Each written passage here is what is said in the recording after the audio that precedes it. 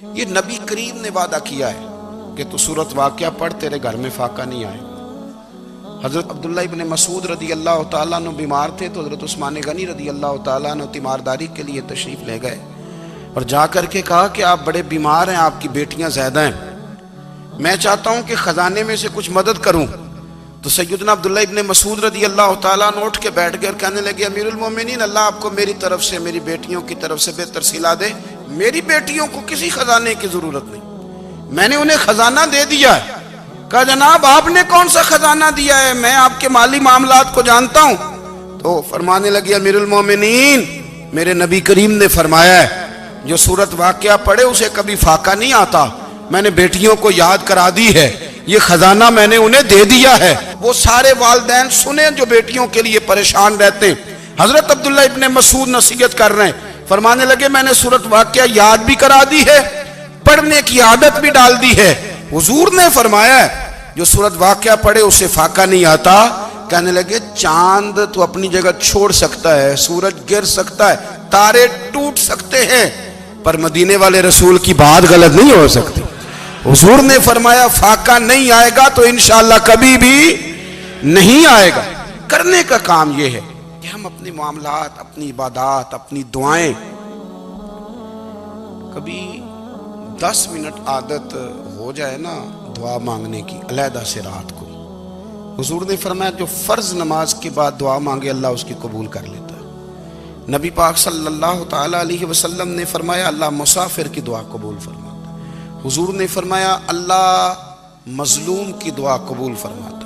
حضور نے فرمایا بیمار سے دعا کراؤ اللہ اس کی دعا قبول فرماتا ہے. میرے نبی پاک نے فرمایا ماں باپ جب بھی اولاد کے لیے ہاتھ اٹھائیں، ویسے تے بلے شاہ تو آسمانی اڈدیاں ہی پھڑ دیں، جڑا گھر بیٹھا انہوں بڑھیا ہی نہیں.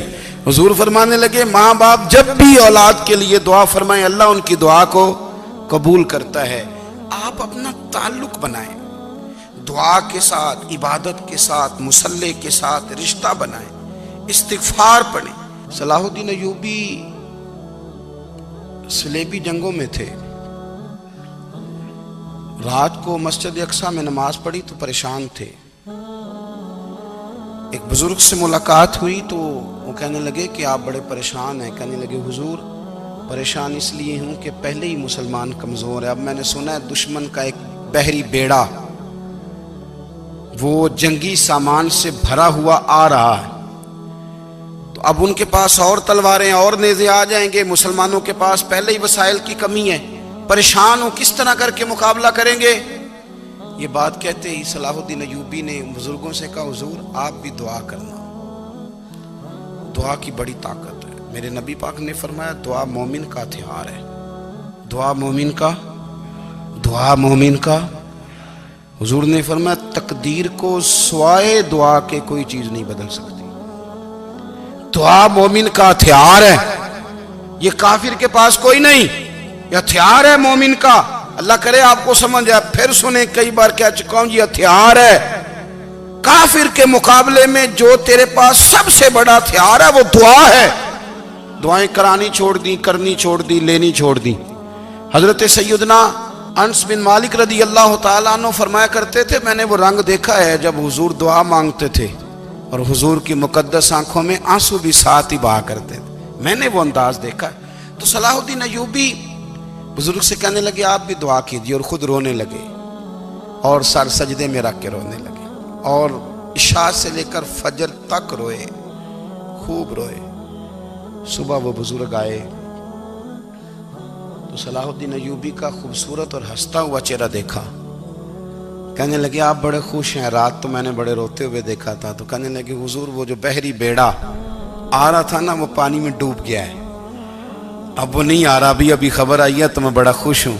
بزرگ کہنے لگے اٹھ سینے سے لگ اور سونے کے بعد وہ بحری بیڑا پانی میں نہیں ڈوبا، وہ تیرے آنسوؤں میں ڈوب گیا ہے.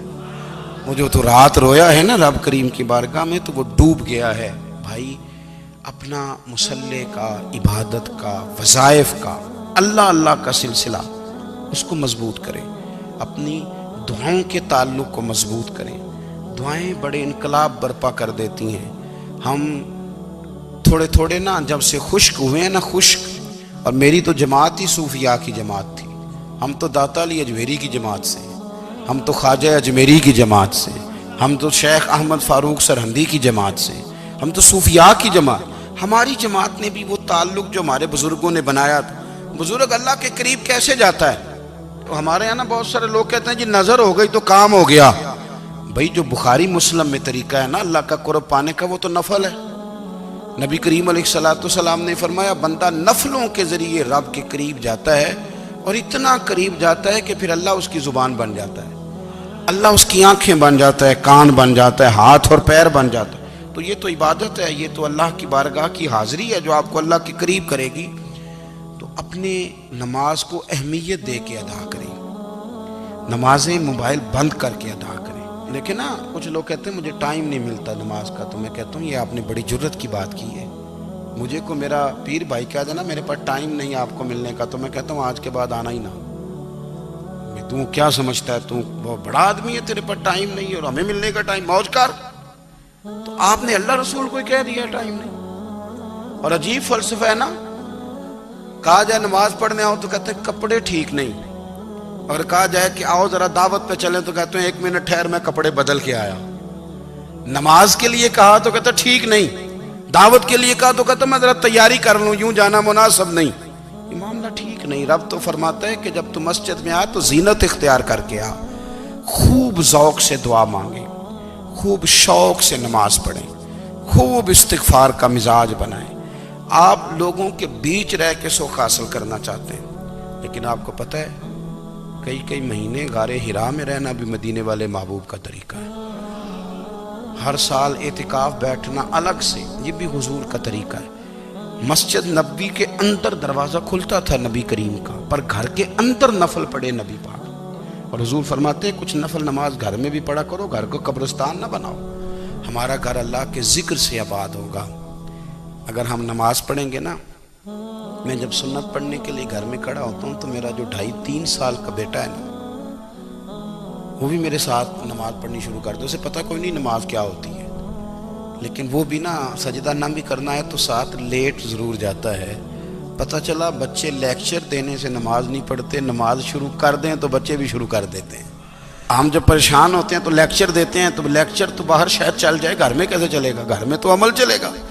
تو میرے عزیز، آج کے اس روحانی اجتماع میں ہمارے دوستوں نے جو محنت کی، ہم نے بار بار اپنی نیت سے پوچھا خدا ہمیں معاف کرے اگر کوئی ذاتی شہرت ہے، کوئی ہمارے ذاتی مفادات ہیں، رب ہمیں ہدایت دے.